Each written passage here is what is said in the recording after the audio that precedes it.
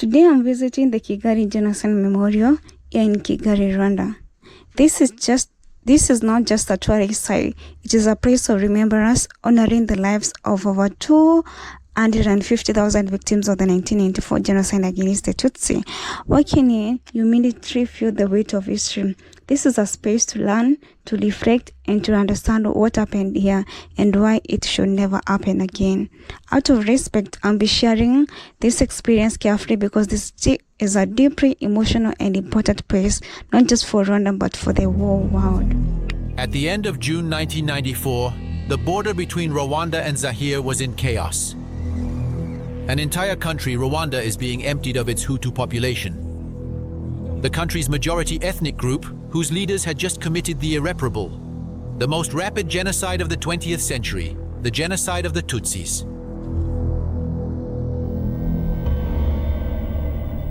800,000 people methodically massacred in just 3 months. Tutsis, but also moderate Hutus. Men, women and children, no one escaped. The roots of the Rwandan genocide stretch back through the annals of time, entwined with a colonial legacy that sowed seeds of division and resentment among its people. As the winds of change swept across Rwanda in the latter half of the 20th century, the seeds of discord planted by colonial powers began to germinate. Thus, when the spark of violence finally ignited in 1994, it engulfed Rwanda with unimaginable horror, leaving behind a scarred landscape and shattered lives. Hi guys, good evening from Kigali, Rwanda. I'm at the Memorial Center, Kigali Memorial Center. Guys, I'll do a separate video talk about the 1994 genocide. So this is the place where you come and to remember them, and it is not around in the museum. You're not around to have the cameras with you, but outside is around. So guys, we are talking about the Rwandan genocide in 1994, where over 1 million Tutsi people were killed by the Hutu people. Okay, there were Hutu people and the Tutsi and the Hutu moderators. So this is a place, this is a memorial, and guys, on the place I'm standing at is the place where they are burying like 250,000 people are buried here. So it's not a very nice feeling after you have entered the memorial. Whatever I've seen inside there, guys, I don't have a lot to share. I'm just going to show you the memorial. This is the place where there are over 250,000 who were killed in 1994 within the city of Kigali. They are buried here. So as you can see, the flowers is to show respect. Maybe some of their families who are killed, they come here to just offer respect. So and this one is called Kwibuka that one, which means remembering 30 years later. So yeah, guys, if you don't know about the Rwandan genocide, it took place in April 7 in 1994, where the government, which was after the death of the current who was the president at that time, his plane was like shut down immediately after that, because they have been planning this thing to kill the Tutsi people or the minority people they didn't like. I'll do a separate video to just talk about it. So over 1 million people are killed and 250,000 are buried here. Yeah. So this is just a garden outside there. This is the garden. I'll just go around and show you around. Videos are around here, and guys, it's free entry. You don't pay for anything. It's free. But you can donate. Okay, sorry I'm talking like this because I've been watching the documentaries about the genocide, and after entering the museum and seeing what was happening, all the history, everything. Oh God, The people who were killed, their photos are there. Oh God, I don't know what to say. It wasn't a nice thing to hear the testimony of people who lost their life there. So guys, do you see here? This is the place where when the genocide started in it lasted for 3 months and then days. So in April 7, the president will come and light a fire which will be burning until when? Sorry. Until the 3 months are over. That's when they to show that they are mourning. So let's continue. I saw there's a place where you can see how the people are buried, so I'm just gonna, we don't have anyone here to show us around, so I'm just trying to figure out which way it is. I don't know which way it is though. So guys, oh God, I don't know what to say, but these are all burial grounds where people are buried. People are all buried here. 250,000 they are buried here. And the way they know the amount of, because most of them were cut with the machetes, is just by counting the hand. If you know you have gotten one end, you know that you have already, this is a person. The babies, they didn't, like, they were killing almost everyone. If they know you are a Hutu person, you are a Tutsi person, or a Hutu moderator, you are killed. And the instant there, the end, like Hutu commandments, in where by the Hutus are supposed to do this. You shouldn't marry a Tutsi wife or husband or anything. The Hutu women are better than Tutsi. Okay, I'll give the entire thing over there. So guys, these are some of the 10 commandments of the Hutu people, which was published by a newspaper which was called Kakura in the 1990s, which was spreading like propaganda.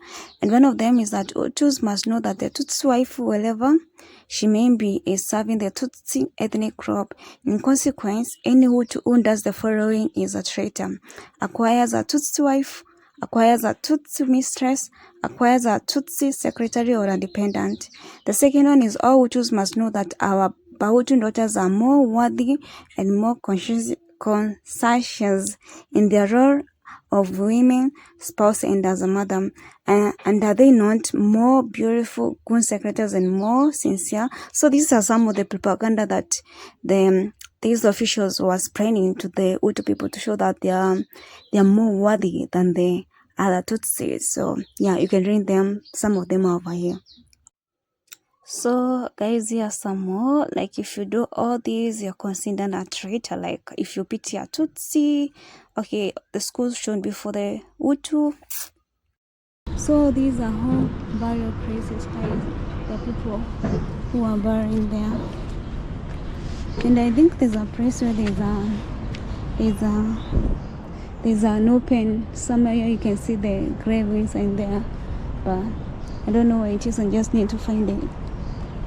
This is basically how people are buried here, so they have the different coffins, and these are live coffins, and basically cover them and do it like that, so you can have a better look of how that's done. So you can imagine, so I have 2, 4, 5, 6, 7 right there on display, and it's all the way onto the top, and you can imagine how many people all the way there.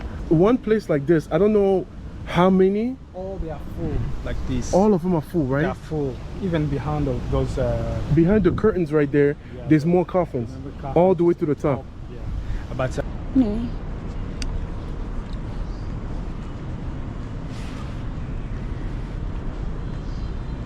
Oh God, guys, if you don't know about the genocide, then go and Google about the genocide of the Rwandan Genocide in 1994. It was 3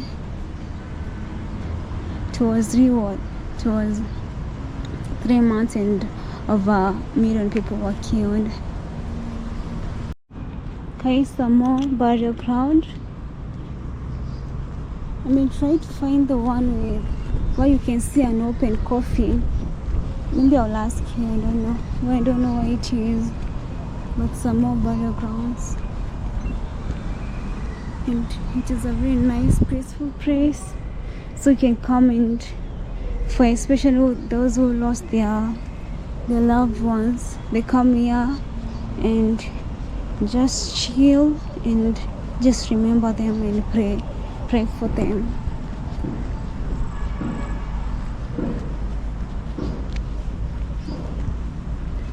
Oh guys,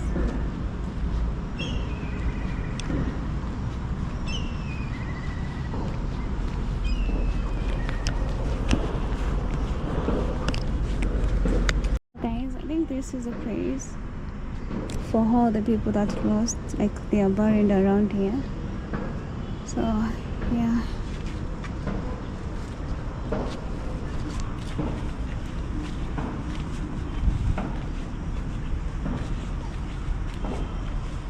Oh god, guys, if you ever come to Kigali, come and check out this place. Okay, I don't know where this one runs to though.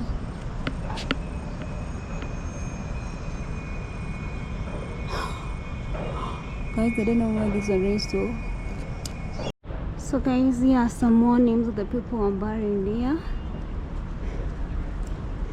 There's a lot of people. I told you guys, there's more than 250,000 people are buried here. Lord. See. And some seem like our family. See, Kavumba Innocent, Kayumba Craver, the same family. The entire family were all killed. Look at this one. Kalambizi, from Karamila down. Like the entire family was like exterminated. And it just started raining. So guys, let me try and simplify on how the genocide came about. So guys, in Rwanda, they were ruled by the Belgians before. Okay, they were colonized by the Belgium. And before that, they were divided into 3 tribes. And the Tutsi, the Hutu, and the Twa. The Tutsi were considered more heroic because they were cultural hunters, and wealth was counted in form of how many cows you had. So if you had more cows, you were rich, or you were rich. Then the Hutu, they were like farmers, like they were not that rich. They were cultivators, farmers, something like that. Then the Twa, they were gatherers and hunters and gatherers. They stayed in the forest or something like that.